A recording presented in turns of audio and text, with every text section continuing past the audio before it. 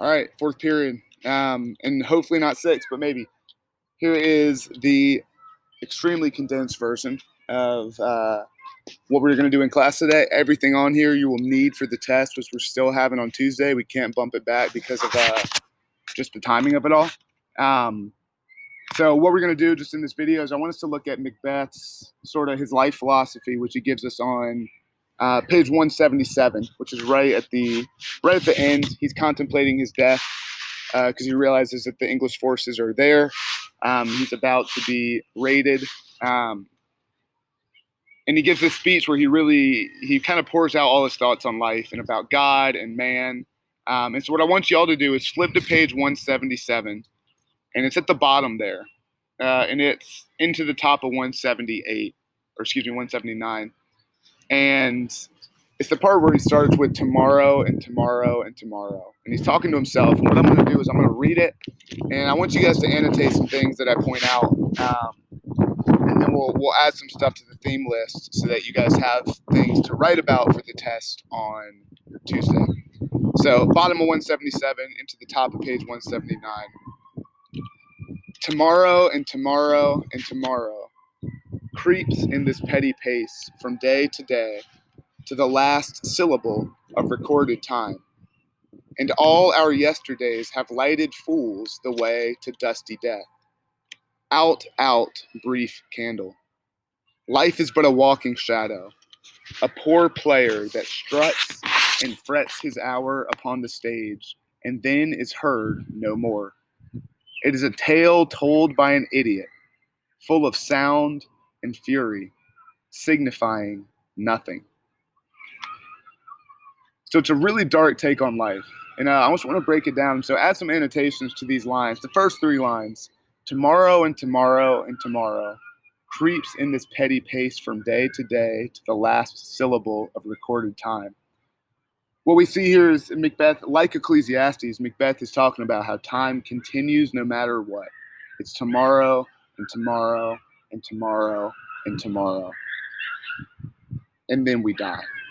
Right? So Macbeth right now at the end of his life, which is typically when you look back on things, Macbeth is thinking about how time marches on regardless, right? So maybe write that in the annotations. Time continues no matter what. And he's processing that, right? It creeps in this petty pace. It keeps going. It keeps going. And then the last two lines of that, in all our yesterdays, all our past, have lighted fools the way to dusty death. We're all headed towards dusty death. And he says, out, out, brief candle. He's comparing life here to a candle, right? And CCS has lost some students in the past year, right? That's a candle that's been blown out too soon. But even if the candle's not blown out too soon, it always burns down, and there's nothing left. And so he's comparing that life is like this candle. It's so brief, and it's again he's thinking this right before he's killed, which is probably why he's thinking about it.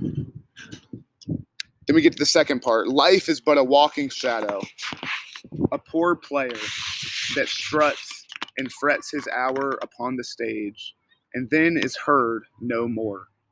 So now he compares life to, what you should annotate here, he's comparing life to a play, right? And in a play, you have your scene, you have your job. If you're an actor, a poor player, you go out there and you perform your scene, you live your life, and then you step behind the curtain, right? And he's using the curtain, obviously, as death. You have your brief moment on stage, and then you're heard no more. We fret and strut our hour on stage, and then we go off scene, and our scene is done for good. And he's comparing his life to that. And then here's where we get to sort of the dark idea of his philosophy. He says, it is a tale told by an idiot, full of sound and fury, signifying nothing. Right? Life, according to Macbeth, is a tale told by an idiot. Meaning, if there even is a God, which Macbeth, it clearly doesn't sound like he believes there is one. But even if there is, he's an idiot. Right? It's a tale told by an idiot. And it's a dark take on life, right? If there is no God, Macbeth is right? It signifies nothing. Life means nothing. if there is no God, we're all in the same boat. And so here's really Macbeth's philosophy of life. And this is some things you should annotate. Life is a story told by an idiot, according to Macbeth. Right? Again, this is not what I believe to be true. I adamantly believe Macbeth is wrong. But according to Macbeth, life is a story told by an idiot. Time keeps marching on regardless of what we do. Just keeps on going. And so therefore, according to Macbeth, nothing matters. What I want you guys to write in that annotation, nihilism is the belief that nothing in the world matters because it all ends. A lot of people believe this.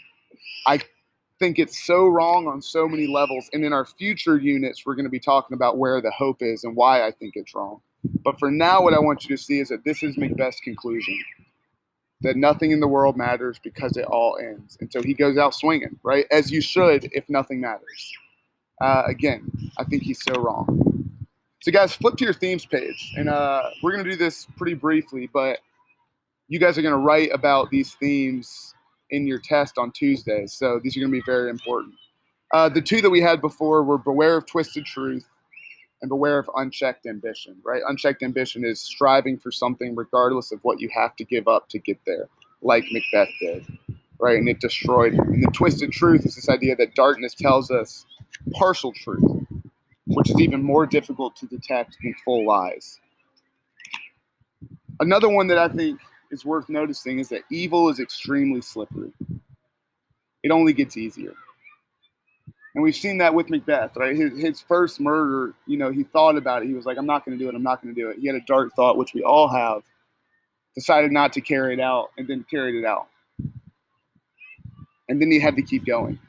And it makes me think of, lying, or a lot of men, especially,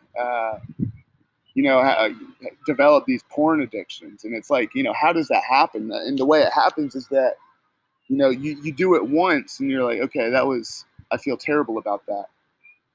But you do it again and you do it again and it just gets easier, right? Darkness is a very easy path to go down because you get to the point where you feel nothing. So dangerous, so dangerous. And we see that with Macbeth, right? By the end, it doesn't matter how many people he's killed. He's spiraled by staying on this dark road. Another one I think that really matters from Macbeth is beware of your influences. Right? The people that you surround yourself with matter. Don't be an idiot and think that you're not influenced by people, right? Look at the shoes you're wearing right now. They're probably because that's what's in right now because you're influenced.